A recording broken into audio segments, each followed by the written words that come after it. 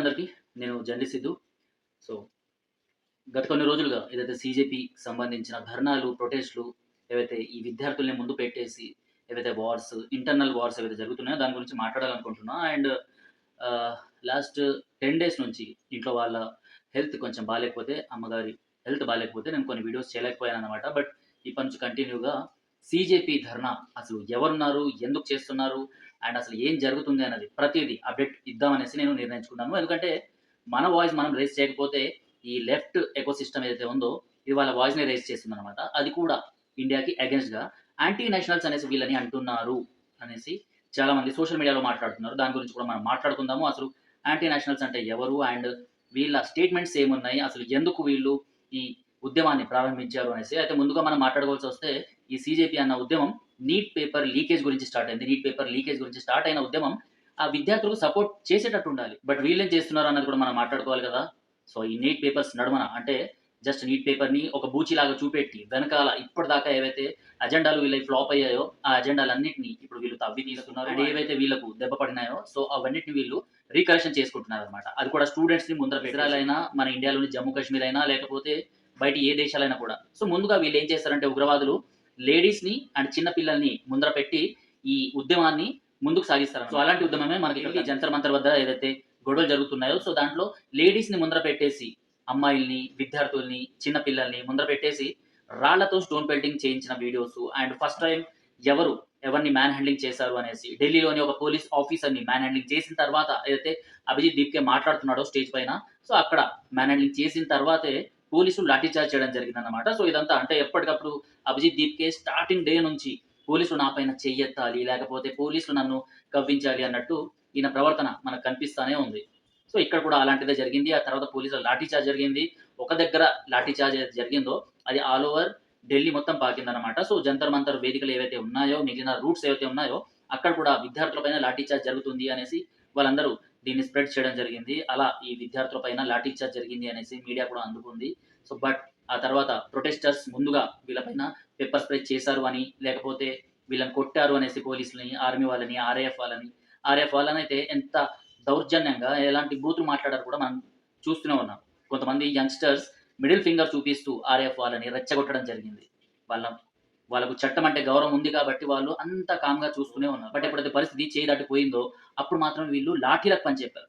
And లాఠీలు కొడుతున్న వాళ్ళలో కూడా కొంతమంది అంటే పోలీస్ డ్రెస్‌లో కాకుండా జస్ట్ నార్మల్ యూనిఫార్మ్‌లో సివిల్ డ్రెస్‌లో ఉన్నారు. వాళ్ళందరూ కూడా చేతిలో లాఠీలు పట్టుకొని కొడుతున్నారు. వీళ్ళందరూ ఆర్ఎస్ఎస్ గుండాలు అనేసి, లేకపోతే బీజేపీకి సంబంధించిన గుండాలు అనేసి వీళ్ళు వాళ్ళందరూ ఆర్ఎస్ఎస్‌కి సంబంధించిన వాళ్ళో, లేకపోతే బీజేపీకి సంబంధించిన వాళ్ళు కాదు. వాళ్ళు ఢిల్లీ పోలీస్‌కి సంబంధించిన అండ్ ఆర్మీ బలగాలకు సంబంధించిన వాళ్ళు. ఎందుకంటే ఇలాంటి అల్లర్లను అదుపు చేయాలి అంటే కొంతమంది సివిల్ డ్రెస్‌లో ఉంటారనమాట. సో, వాళ్ళే అక్కడ నిలబడి ఉన్నారు అనేసి మనకు స్పష్టంగా అర్థమవుతుంది. బట్ సోషల్ మీడియాలో మనకి ఆర్ఎస్ఎస్‌కి సంబంధించిన గూండాలు అనేసి, లేకపోతే బీజేపీకి సంబంధించిన గూండాలు అనేసి వాళ్ళు మాట్లాడడం జరుగుతుంది. ఇది. అండ్ తెలంగాణ గడ్డ మీద పుట్టినోళ్ళం మనము. సో, ఈ ఉద్యమాలు ఇవన్నీ మనకు కొత్తయి కాదు. విద్యార్థి దశ నుంచి, కాలేజ్ డేస్ నుంచి ఎన్నో ఉద్యమాల్లో పాల్గొన్నాము. అలాంటి ఉద్యమాల్ని ఎన్నో చూసాము. తెలంగాణ గురించి కూడా గళం విప్పినోళ్ళము. అసలు ఉద్యమాలు ఎలా నడుస్తాయి? ఉద్యమాల వెనకాల ఎవరి లాబింగ్ ఉంది? అసలు ఎవరికి ఎంత ఫండొస్తుంది? ఎవరికి ఎలాంటి స్కెచ్‌లు వేసి అక్కడ దించుతున్నారు పొలిటీషియన్స్‌ని అనేసి అర్థం చేసుకోలేనంత పిచ్చోళ్ళమేం కాదు. సో, ఏదైతే అక్కడ సీజేపీకి సంబంధించిన ప్రొటెస్ట్ జరుగుతుందో దానికైతే నా సపోర్ట్ ఉండదు. బట్ ఎవరైతే విద్యార్థులు నిజంగా అక్కడికొచ్చి ఫైట్ చేస్తామనేసి వచ్చారో వాళ్ళ కరేజ్‌కి, వాళ్ళ ధైర్యానికి అయితే నేను మెచ్చుకుంటాను. అండ్ హ్యాట్స్ ఆఫ్ చెప్తున్నాను. బట్ కొంతమంది పోలీసుల పైన, ఆర్మీ బలగాల పైన ఏవైతే అటాక్స్ చేశారో దాన్ని కూడా ఖండించాల్సిన బాధ్యత వాళ్ళ తల్లుల్ని, మోడీ గారిని, వాళ్ళ తల్లిని ఎలా అయితే తిట్టారో సో, వాటిని ఖండించాల్సిన బాధ్యత కూడా మనకే ఉంది. సీజేపీకి సంబంధించిన ప్రొటెస్ట్ జరుగుతున్నప్పుడు సీజేపీకి సంబంధించిన 30 రోజుల ఏదైతే వీళ్ళ డైలీ అసలు ఏం చేయాలి? ఎవరిని మాట్లాడించాలి? ఏంటి అనేసి. సో, అక్కడ వాళ్ళు మాట్లాడించిన వాళ్ళు ఎవరెవరున్నారు అంటే అక్కడ మాట్లాడించిన వాళ్ళు ఎవరెవరున్నారు అంటే మొదటగా ప్రకాష్ రాజ్ గురించి మనం మాట్లాడుకోవాలి. ప్రకాష్ రాజ్‌కి హిందూ దేవుళ్ళన్నా, రాముల వారన్నా, లేకపోతే ఈ సనాతన సంస్కృతి అన్నా కూడా అసలు పడదు. ఆ స్టేజ్ పైకెక్కి హమ్ జై శ్రీరామ్ నై బోలెంగే, సంవిధాన్ కో జై కరేంగే. అరే సంవిధాన్ని ప్రతి ఒక్కరు జై కొడుతున్నార్రా. కాకపోతే అక్కడ ఏదైతే జై శ్రీరామ్ అనేసి, నై బోలెంగే అనేసి ఏదైతే డైలాగ్ కొట్టిండో అక్కడ జై శ్రీరామ్ అనేసి అనమని అక్కడ గవర్నమెంట్ వాళ్ళు చెప్పలేదు, సంబంధించిన అధికారులు చెప్పలేదు. లేకపోతే అసలు సోషల్ మీడియాలో కూడా అక్కడ ప్రొటెస్ట్ చేస్తున్న వాళ్ళు జై శ్రీరామ్ అనాలి అనేసి కూడా ఎవరికి చెప్పుకోలేదు. బట్ వీళ్ళకు ఒక పురుగు ఉంటది కదా! ఆ పురుగు ప్రతిసారి హిందూ ధర్మాన్ని లేకపోతే ఈ సనాతన సంస్కృతిని, ఈ దేశాన్ని ఇలాంటివన్నీ చేయాలి అనేసి, వీళ్ళకి అగెయిన్స్ట్‌గా మాట్లాడాలనేసి వీళ్ళకి ఒక పురుగు ఉంటదనమాట. ఆ పురుగు అక్కడ స్టేజ్ మీద బయటకొచ్చింది. అండ్ ఇదే ప్రకాష్ రాజ్, ఉమర్ ఖలీద్, షర్జీల్ ఇమామ్ ఇలాంటి వాళ్ళకి సపోర్ట్ చేస్తా ఉంటాడు. కనయ్య కుమార్ వీళ్ళందరూ ఉన్నప్పుడు 'తుక్డే తుక్డే గ్యాంగ్' ఎప్పుడైతే యాక్టివేట్ అయిందో జేఎన్యూలో, అప్పుడు సపోర్ట్ చేయడానికి వెళ్ళింది ఈయనే అనమాట. ఈయన, ప్రియాంక చోప్రా కొంతమంది వాళ్ళ సినిమా ప్రమోషన్‌ల కోసం పోయిండ్రు. అండ్ ఈయన వచ్చేసి నిజంగా ఇంతటి దరిద్రుడిని నేను ఇప్పటిదాకా చూడలేదు. ఎందుకంటే భారతదేశాన్ని ముక్కలు చేయాలనేసి ఎవరైతే కోరుకున్నారో వాళ్ళకి వెళ్ళి ఈయన సాంఘీభావం ఇచ్చిండనమాట. జమ్మూ కాశ్మీర్‌ని భారతదేశం నుంచి విడగొట్టాలి అనేసి ఏదైతే వాళ్ళు పోరాటం చేస్తున్నారో దానికి ఈయన సపోర్ట్ చేసిండు. ఇలాంటి వాళ్ళు మన తెలుగు ఇండస్ట్రీలో శాసిస్తున్నారు విలన్స్‌గా. నిజ జీవితంలో కూడా వీళ్ళు విలన్సే. అరుంధతి రాయ్ గారు ఆడవాళ్ళు కాబట్టి చాలా రెస్పెక్ట్ ఇచ్చి మాట్లాడుతున్నాను. అరుంధతి రాయ్ గారు అసలు జమ్మూ కాశ్మీర్‌ని మన భారతదేశంలో ఒక రాష్ట్రంగా కాదు, కనీసం అది భారతదేశానికి సంబంధించిన ప్రాపర్టీ అనేసి కూడా ఒప్పుకోదు. అలాంటి ఆమె జేఎన్యూలో, డీయూలో ఇలా వేరే వేరే ప్రాంతాల్లో లెక్చర్స్ ఇస్తుంటదనమాట. సో జమ్మూ కాశ్మీర్‌ని భారతదేశం వాళ్ళు, లేకపోతే అక్కడ హిందువులు వాళ్ళు లాగేసుకున్నారు పాకిస్తాన్ దగ్గర నుంచి అనేసో, లేకపోతే అది స్వయంగా ఒక స్వయం ప్రతిపత్తిక దేశం అనేసి, సెపరేట్ దేశంగా ఉండాలి అనేసి ఇది వీళ్ళ మెంటాలిటీ. ఇలాంటి వాళ్ళు ఈ కాక్రోచ్ జనతా పార్టీకి సంబంధించిన స్టేజ్‌ని పంచుకున్నారు. కునాల్ కామ్రా ఈ అడ్డగాడిద ఇంకొక అడ్డగాడిద అనమాట. ఈయన కమెడియన్, స్టాండప్ కమెడియన్. రాముల వారి పైన, లేకపోతే ఆర్ఎస్ఎస్ పైన, హిందువుల పైన ఇతను హిందువే. కాకపోతే హిందువుల పైనే విద్వేషాలు రెచ్చగొడతా ఉంటాడు అండ్ జోక్స్ చేస్తూ ఉంటాడనమాట. బీజేపీ అధికారంలో ఉన్నా కూడా ఈయన్ని పట్టించుకోకపోవడము, ఈయన పైన ఎలాంటి కేసులు కూడా గట్టిగా నమోదు కాకపోవడం నిజంగా విడ్డూరమే అనేసి అనుకోవచ్చు. బీజేపీ ఉన్నప్పుడే వీళ్ళు ఇంతలా మాట్లాడుతున్నారంటే ఒకవేళ వేరే పార్టీ వచ్చి ఉంటే ఇంకెలా ఈ మైనారిటీ అప్పీస్‌మెంట్ ఉంటదో మనం ఆలోచించుకోవాలి. రాముల వారిని ఉద్దేశించి ఆ! రాముల వారు సీతమ్మ తల్లిని ఉద్దేశించి సీతాక పతి అని, నీతాక పతి అని ఇలాంటివన్నీ ఇతను మాట్లాడిండనమాట. రాముల వారు అనేసి ఒక మాట తీసుకోవడానికి కూడా అర్హత లేదు వీళ్ళకి. అలాంటి వాళ్ళు సీతాక పతి అనేసి పూర్వం అప్పుడెప్పుడో రామ అని చెప్పడానికి కూడా రాక్షసులు భయపడేవాళ్ళు అనేసి మనం విన్నాం. అలాంటిది వీళ్ళు సీతాక పతి అనేసి ఇండైరెక్ట్‌లీ రాముల వారి పేరు తీసుకోకుండానే ఇలాంటి మాటలు మాట్లాడేసి ఈ లుచ్చ లఫంగాగాళ్ళు స్టేజ్ మీద ఇవన్నీ షేర్ చేసుకున్నారు. సో చాలామంది హిందువులే వీళ్ళకి సపోర్ట్ చేస్తున్నారు. ఆయన తప్పుగా ఏమన్నాడు అనేసి. సీతాక పతి అంటే తప్పేముంది అనేసి. అయ్యా అనడంలో, నీ అయ్యా అనడంలో ఎంత తేడా ఉందో ఇందులో కూడా అంతే తప్పుంది తమ్ముడు. సో కనీసం వేరే మతాల వాళ్ళు వాళ్ళ మతాల జోలికొస్తే, వాళ్ళ మత గురువుల జోలికొస్తే చీల్చి చెండాడుతారు. మనం అది కూడా చెయ్యట్లేదు. కనీసం స్పందనగా దీని గురించి వాయిస్ రైజ్ చేయండి అంటే అది కూడా మనకు వీలవ్వట్లేదు. సో వీళ్ళు కునాల్ కామ్రా, నువ్వు మోడీ పైన విషయం కక్కు, లేకపోతే బీజేపీ పైన విషయం కక్కు. బ్రదర్ నీకు ఈ హిందూ దేవుళ్ళు లేకపోతే సనాతన సంస్కృతి భారతదేశాన్ని విచ్ఛిన్నం చేయాలనేసి ఈ థాట్స్ ఎట్లొస్తున్నాయో నాకు అర్థం కావట్లేదు. ఇలాంటి వాళ్ళు మన మధ్యలో ఉన్నారు అండ్ వీళ్ళకి టికెట్లు కొనుగోలు చేసి మన వాళ్ళే క్యూ లైన్‌లు కడతారు. అభిజిత్ దీప్‌కే అండ్ ఈ సౌరవ్ దాస్ కావచ్చు, లేకపోతే బర్గర్ మ్యాన్ కావచ్చు. బర్గర్ మ్యాన్ ఎవరో మీ అందరికి తెలిసి ఉండొచ్చు. సో ఈ విజేత దహియా అనేసి ఒకతను.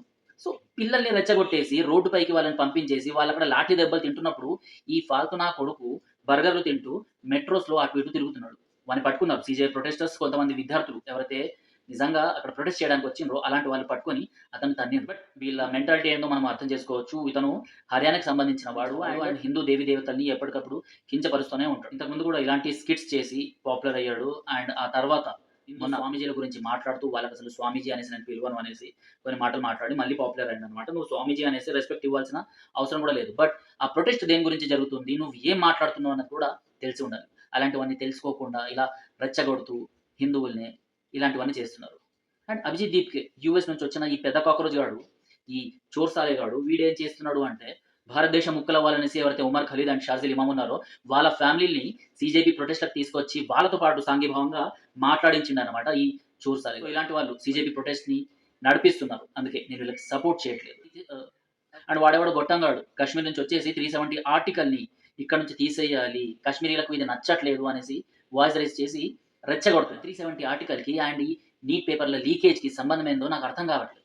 ఇలాంటి వాళ్ళని ప్రశ్నిస్తే మేము మతోన్మాదులం. ఎందుకంటే ఆడెవడో వచ్చేసి దేశాన్ని ముక్కలు చేస్తున్నా అంటే వాడు మతోన్మాది కాదు. వాడికి సపోర్ట్ చేస్తామనేసి కొంతమంది అడ్వకేట్‌లు, కొంతమంది డాక్టర్‌లు, కొంతమంది స్టూడెంట్స్ అలాంటి వాళ్ళకి సపోర్ట్ చేస్తామనేసి వాయిస్ రైజ్ చేస్తున్నారు.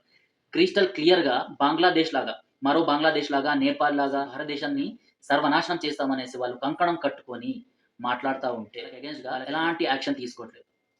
సో నిజంగా నన్ను అడిగి ఉంటే పోలీసులు అండ్ గవర్నమెంట్ ఎప్పుడైతే అభిజిత్ దీప్కే గాడు వాడు యూఎస్ నుంచి వచ్చిండు అప్పుడే వాడిని డిటైన్ చేసి పడేయాల్సింది. ఇండియాకి అగెయిన్స్ట్‌గా అండ్ ఇండియాలో ఇలాంటి అల్లర్లను రేకెత్తించడానికి కుట్రలు పన్నిండు అనేసి అప్పుడే వాడిని అరెస్ట్ చేసి లోపల పడేయాల్సింది. అప్పుడు మనం కొంచెమైనా సేఫ్‌గా ఉండేవాళ్ళం. ఇవాళ ఢిల్లీ మొత్తం మండిపోతుంది ఇలాంటి వాళ్ళ వల్ల, ఇలాంటి వెధవల వల్లనే. సో, ఆ ప్రొటెస్ట్‌లో నిజంగా స్టూడెంట్స్ మాత్రమే పాల్గొన్నారా అంటే, స్టూడెంట్స్ మాత్రమే కాదు, కాంగ్రెస్‌కి సంబంధించిన వాళ్ళు, ఆమ్ ఆద్మీ పార్టీకి సంబంధించిన వాళ్ళు, అండ్ సమాజ్‌వాదీ పార్టీకి సంబంధించిన వాళ్ళు, అండ్ బీజేపీని ఎవరెవరైతే ఓడించాలి అనుకుంటున్నారో వాళ్ళందరూ, వాళ్ళకి సంబంధించిన ఎవరైతే యంగ్‌స్టర్స్ ఉన్నారో, వాళ్ళకి సంబంధించిన కార్యకర్తలు ఎవరైతే ఉన్నారో వాళ్ళందరూ ఇందులో పాల్గొన్నారనమాట. స్పష్టంగా అర్థమవుతుంది వాళ్ళ ఎజెండా ఏందో అని. బీజేపీని డైరెక్ట్‌గా కొట్టలేక ఇలా ఫేక్ ప్రొటెస్ట్‌ల పేరుతోని ఇవన్నీ చేస్తున్నారు. ఫార్మర్స్ ప్రొటెస్ట్ అక్కడ ఫెయిల్ అయిపోయారు. అండ్ ఏదైతే సీఏఎన్ఆర్‌సీ అక్కడ ఫెయిల్ అయిపోయారు. అండ్ ఫెయిల్ ఎందుకయ్యారు అంటే కరోనా వచ్చింది కాబట్టి వాళ్ళు ఫెయిల్ అయిపోయారు. నిజంగా కరోనా రాకపోయి ఉంటే అది మళ్ళీ అలానే సాగేది. ఫార్మర్ ప్రొటెస్ట్ అండ్ ఈ సీఏఎన్ఆర్‌సీ ఇవి ఒకటే కాదు. ఇలాంటి ప్రొటెస్ట్‌లు వాళ్ళు ఎప్పటికప్పుడు జంతర్ మంతర్ అండ్ ఈ వేదికల ద్వారా ఎప్పటికప్పుడు చేస్తానే ఉంటారు. ఇప్పుడు వాళ్ళకి కరెక్ట్‌గా టైం దొరికింది.